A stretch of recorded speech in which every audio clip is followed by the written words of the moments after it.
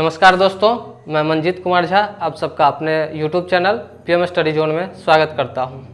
पिछले वीडियो में हमने 1858 और 1861 के अधिनियमों को देखा था और उससे पहले हम लोग 1853 तक के एक्ट को पढ़ चुके थे और उसके मुख्य प्रावधानों के विषय में हमने आप लोगों को बताया है। जैसे कि 1833 में बंगाल के गवर्नर जनरल को भारत का गवर्नर जनरल बना दिया गया।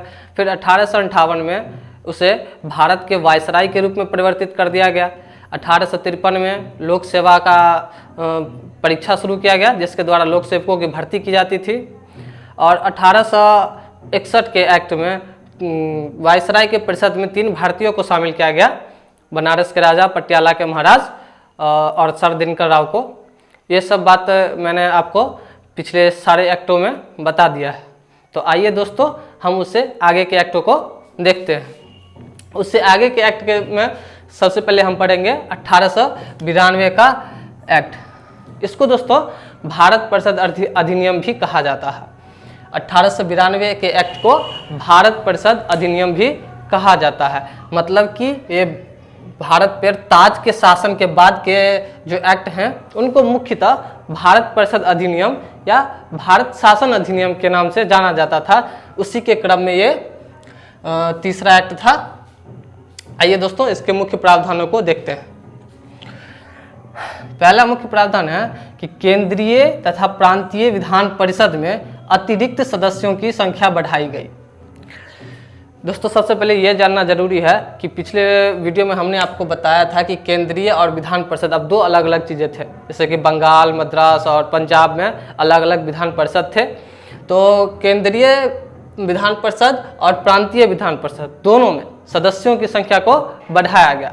अतिरिक्त सदस्य, यहाँ पर यह ध्यान रखना जरूरी है कि अतिरिक्त सदस्य का मतलब क्या होता है। अतिरिक्त सदस्य का मतलब है गैर सरकारी सदस्य, यानी ऐसे सदस्य जो सरकारी नहीं हैं, यानी सरकार के अधीन नहीं काम कर रहे हैं, वे स्वतंत्र रूप से हैं या फिर भारतीयों का प्रतिनिधित्व कर रहे हैं। ऐसे सदस्यों को गैर सरकारी सदस्य कहा गया। तो इनकी संख्या बढ़ाई गई, लेकिन बहुमत सरकारी सदस्यों की ही होती थी। यानी गैर सरकारी सदस्यों की संख्या तो बढ़ाई गई, लेकिन बहुमत अभी भी सरकारी सदस्यों का ही होता था, ताकि कोई भी एक्ट जो कि ब्रिटेन के अपने फायदे का हो उसको पास कराने में कोई खास परेशानी ना आए। इसके बाद दोस्तों विधान परिषद को बजट पर बहस करने का अधिकार दिया गया। इससे पहले तक विधान परिषद में क्या होता था, भारतीय बहस पर हिस्सा नहीं ले पाते थे या फिर वायसराय ने जो पास कर दिया अधिनियम, जैसा भी है, जैसा भी बजट है उसको वैसा ही स्वीकार कर लिया जाता था, न उस पर चर्चा होता था न कुछ। लेकिन अब से क्या हुआ कि विधान परिषद को बजट पर बहस करने का अधिकार दे दिया गया। यहाँ पर भी एक चीज़ ध्यान रखना जरूरी है कि केवल बहस करने का अधिकार था, अनुपूरक प्रश्न पूछने का अधिकार अभी तक नहीं था। ये सबसे बड़ी बात है कि बहस तो कर सकते हैं, लेकिन किसी भी मुद्दे पर अनुपूरक प्रश्न आप नहीं पूछ सकते हैं। तो दोस्तों ये 1892 के एक्ट की मुख्य बात थे। अब आइए देखते हैं 1909 का अधिनियम। दोस्तों ये अधिनियम बहुत खास है इसलिए कि अभी जो आप लोग अल्पसंख्यक या बहुसंख्यक सुन रहे हैं या फिर सांप्रदायिकता का नाम सुन रहे हैं, इसका जन्म इसी अधिनियम से हुआ और इसके जन्मदाता थे तत्कालीन भारत के वायसराय लॉर्ड मिंटो। उनको भारत में सांप्रदायिकता का जन्मदाता माना जाता है। भारत में अल्पसंख्यकों के लिए अलग जो निर्वाचन की व्यवस्था या परंपरा या उनको आरक्षण की व्यवस्था शुरू हुई, इसके जनक भी उन्हीं को माना जाता है। आइए दोस्तों देखते हैं इस अधिनियम को। 1909 का अधिनियम, जिसे कि मार्ले मिंटो सुधार के नाम से भी जाना जाता है।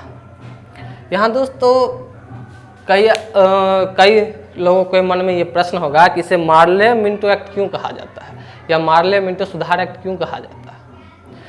तो इसलिए कहा जाता है क्योंकि जब ये एक्ट पारित हुआ उस समय लॉर्ड मिंटो भारत के वायसराय थे और मार्ले जो थे वो भारत सचिव थे। भारत सचिव जो कि ब्रिटेन में होते थे और वायसराय जो कि भारत में होते थे। तो लॉर्ड मिंटो जो थे भारत के वायसराय थे और भारत सचिव थे मार्ले। इन दोनों के सहमति से ये एक्ट को पारित किया गया। तो दोस्तों इस एक्ट में क्या खास बात थी, तो आइए देखते हैं। सबसे पहले खास बात जो थी वो ये थी कि केंद्रीय तथा प्रांतीय विधान परिषदों में सदस्यों की संख्या में वृद्धि की गई। दोस्तों वृद्धि नहीं, भारी वृद्धि की गई। ठीक है, केंद्रीय तथा प्रांतीय विधान परिषदों के सदस्यों में भारी वृद्धि की गई।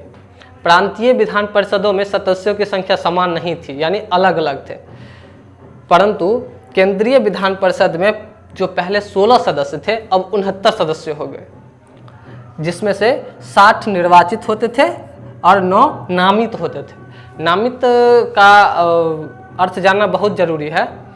जैसा कि आप अभी सुनते होंगे कि राज्यसभा में कुछ सदस्यों को राष्ट्रपति नामित करते हैं, यानी वो चुने नहीं जाते हैं, लेकिन अपने क्षेत्र के यानी अपने किसी विशेष पेशे के उच्च व्यक्ति होते हैं, यानी मशहूर व्यक्ति होते हैं। जैसे कोई खेल से होते हैं, कोई साहित्य से होते हैं, कोई विज्ञान से होते हैं। इस तरह के मशहूर व्यक्तियों को या मशहूर शख्सियतों को राज्यसभा में नामित किया जाता है।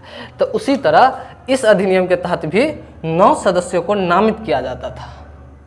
ठीक है, और केंद्रीय विधान परिषद में जो पहले 16 सदस्य होते थे अब कितने होने लगे, 69 सदस्य होने लगे, जिसमें 60 निर्वाचित होते थे और 9 नामित होते थे। दोस्तों यहाँ पर निर्वाचन का अधिकार सबको नहीं था, यानी सभी व्यक्ति मत नहीं डाल सकते थे।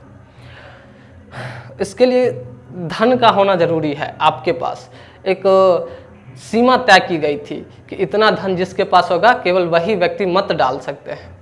तो उस सीमा तक के धनाढ़ व्यक्ति ही मत डालते थे और वही इन 60 सदस्यों का चुनाव करते थे। जैसा कि मैंने आपको पहले ही बताया है कि सांप्रदायिकता की शुरुआत इसी एक्ट से की गई थी। आप लोगों ने सुना होगा कि 1906 में आगा खां और सलीमुल्लाह के नेतृत्व में एक समिति लॉर्ड मिंटो से मिली। तो ये समिति जो लॉर्ड मिंटो से मिली, तो लॉर्ड मिंटो ने इनको सुझाव दिया कि आप एक अलग दल का गठन करें अल्पसंख्यकों को लेकर के, यानी मुस्लिमों को लेकर के। तो उन्होंने ढाका में 1906 ईस्वी में अक्टूबर में एक नया दल का गठन किया जिसको मुस्लिम लीग के नाम से जाना गया। और ये मुस्लिम लीग क्या थी, तो ये अल्पसंख्यकों का प्रतिनिधित्व करती थी, यानी जितने भी अल्पसंख्यक थे उनके हक का प्रतिनिधित्व मुस्लिम लीग करती थी। इस मुस्लिम लीग ने लॉर्ड मिंटो से प्रार्थना की कि भारत बहुसंख्यक देश है हिंदुओं के लिए, तो ये इन हिंदुओं के बीच में मुस्लिमों के अधिकार को दबाया जा रहा है, यानी प्रॉपर अधिकार नहीं दिया जा रहा है। तो इसको दूर करने के लिए एक अलग पृथक निर्वाचन की व्यवस्था की जाए, जिसमें केवल अल्पसंख्यक उम्मीदवार खड़े हों और अल्पसंख्यक ही उसमें मतदान करें, यानी बहुसंख्यक मतदान नहीं करे, हिंदू मतदान नहीं करे, ताकि उनके अधिकार भी सुरक्षित रहे और विधायिका में वे अपनी उपस्थिति दर्ज करा सके।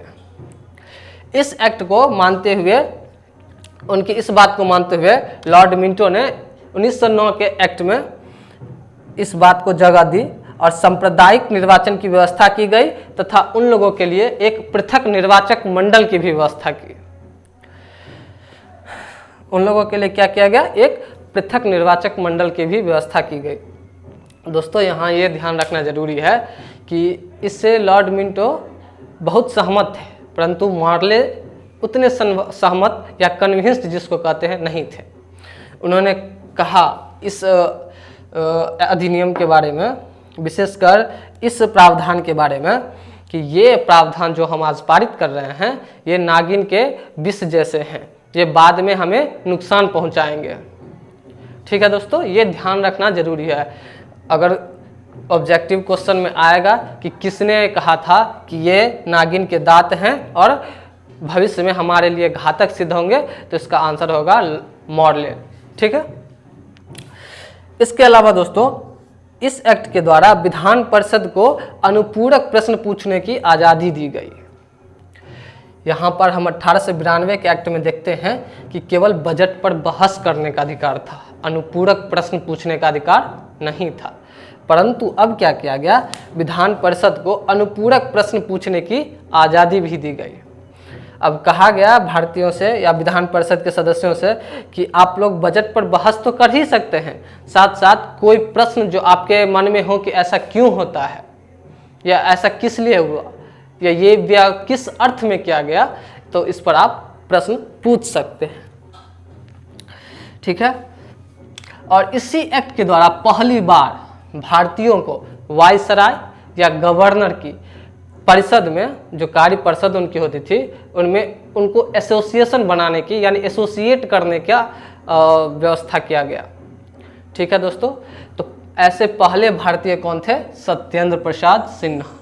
यानी कि अब भारतीय जो थे वो वायसराय या गवर्नर के कार्य परिषद के साथ एसोसिएट कर सकते थे।